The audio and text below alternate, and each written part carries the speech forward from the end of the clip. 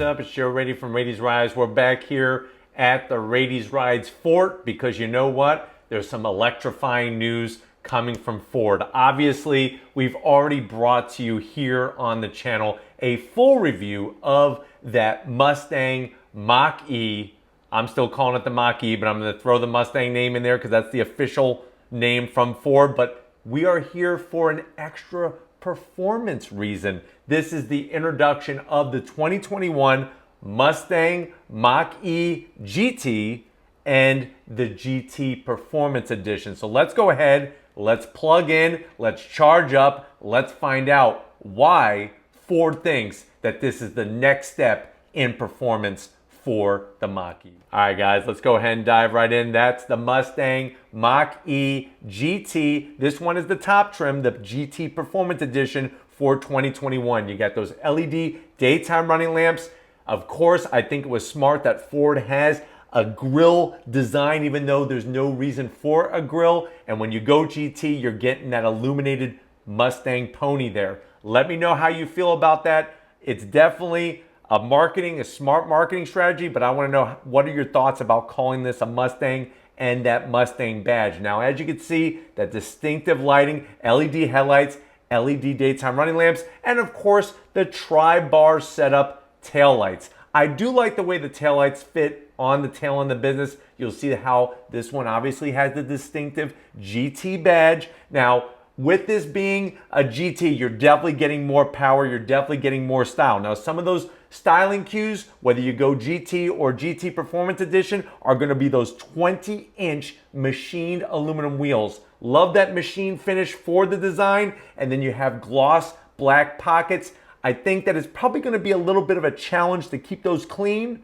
but styling-wise, they look really on point. When you go Performance Edition, you'll notice you're gonna get those nice, large, bright red Brembo calipers, wheels, and tires, 245 on the width, 45 series sidewall. Still has the overall silhouette of your standard Mustang Mach-E. And remember, we brought that to you here on Rady's Rides, so I will leave a link to that at the end of this review. Now, on the interior, you're still getting that massive infotainment system screen there. I'm not really loving it because it really appears to be just stuck on, almost like with some double-sided tape, but you are getting some nice touches throughout the cabin, especially that GT logo on the armrest. I really think that Ford did a great job with setting up the interior to make it more like a conventional car, a car that you're used to.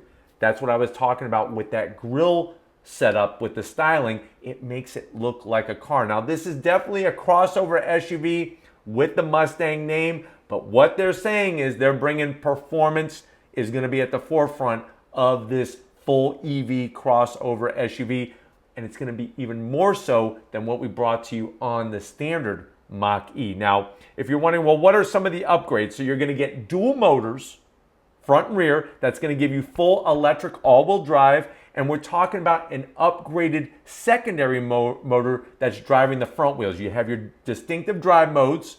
And when you go unbridled, there's that unbridled extended version for the performance level of the GT. And we're going to talk numbers. Don't worry about that. We're going to talk about numbers, but you can see it here on the track taking off. With that all-wheel drive, you're going to get some great traction. And I'm telling you, GT500, these numbers from this Mach-E are actually going to put the GT500 on notice, and definitely the Mach 1. Now, if you're wondering, well, Joe, what are some of the performance numbers here? So let's just go to the top and then we'll work our way down.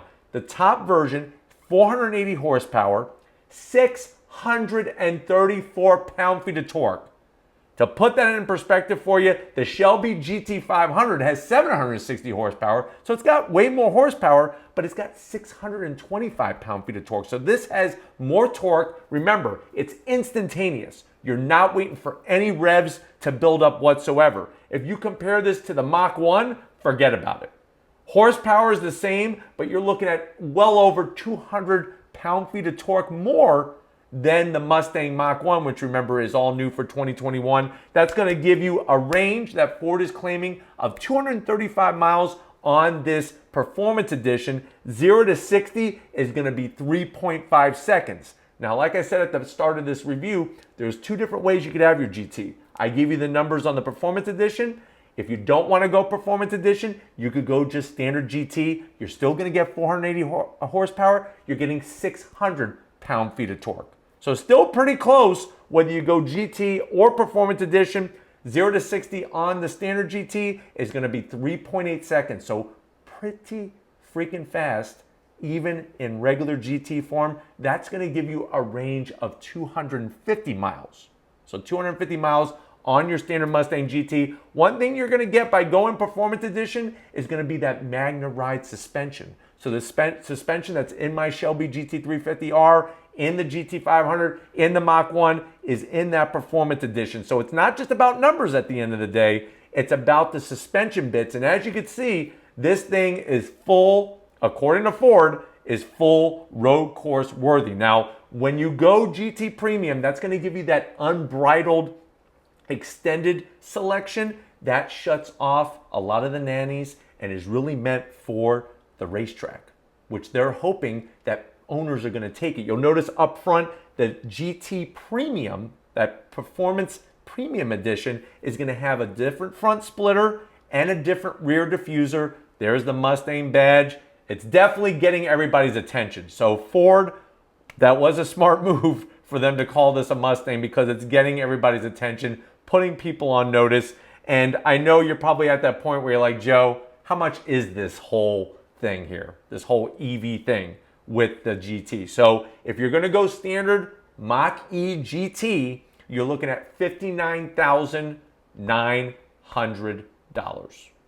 So that should open your eyes a little bit to what we're talking about price-wise. If you want Performance Edition, the Magna Ride suspension, the Brembo brakes, because remember the GT, the standard GT, does not have the Brembo brakes. You just get red painted calipers. Still the same wheels, still the same tires, and a little bit different on the bodywork. You're not getting that splitter and you're not getting the rear diffuser off the Performance Edition. So Performance Edition is going to be MSRP $64,900. So what you're seeing right now as it's going across your screen, or whether it's your phone, whether it's your computer, TV, whatever you're watching, that right there is $64,900. Now remember, this vehicle obviously does qualify for the $7,500 tax incentive. So that should be something that you take into consideration when you're looking at pricing, but still 65 grand seems like a lot of money to me for this particular vehicle. Now, you are getting those nice black accents at the front, on the side sill. It is a gloss black. So looking good sitting here in video. I'm sure it's going to look good brand new sitting at the dealerships like Walker Ford, where we're going to be bringing this to you. It's going to be interesting to see how it wears over time. I like the way over the fenders they went color matched. And as you're noticing, you're going to get some unique colors, especially Grabber Blue, I think is going to look really spectacular. But this Cyber Orange color really, really makes it pop and shows the body lines. On the interior, are there changes? Yes. So like I said, you're getting the 3 drive modes. You have that unbridled extended, which is, like I said, meant for the track. And then you're going to get this black onyx trim throughout the interior. It's that Active X material. So it's not leather, but it actually has a really nice feel to it, almost like a neoprene wetsuit material. And you're going to get, of course, the upgraded B&O sound system. There is your drive selector. Obviously, this is direct drive. There's no actual transmission, so you don't have to worry about a CVT or a standard conventional transmission. You're also going to get those aluminum sill panels with the GT badge. That's another nice touch for the interior. So on the interior side of things and the exterior, they did bring some extra touches. I just don't know at this price point, you know, it is competing with the high-end Teslas. Obviously, we got competition coming from Porsche, and a lot of the other brands are bringing their EVs to the table. So I'm very curious. Let me know in the comment section. Let Ford know in the comment section, because I tell you right now, they read through your comments. Let me know, let them know what you think about this GT. Are you still calling it?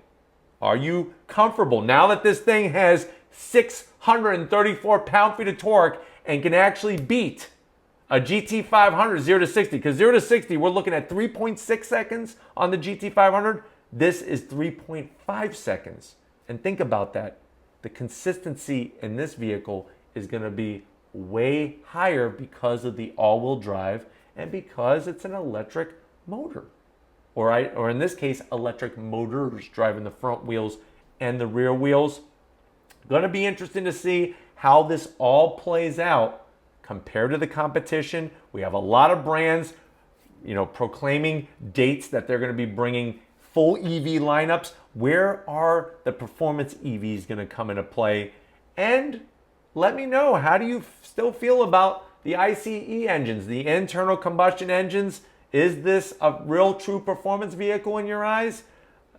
Do you wish it had the sound? Because one thing that they're saying is that there's simulated V8 sound that you're going to get in the cabin that is unique to the GT compared to the standard Mach-E that we've already brought to you. So exciting to see performance being at the forefront. We've talked to a lot of the representatives at Ford about what direction they're going to be going in with these EVs and how it's all going to be played out. I'm just very, very curious to see what your comments are going to be, because it's definitely a unique time for the auto industry and for car enthusiasts. I am happy to say, like I said, to see this thing on a road course.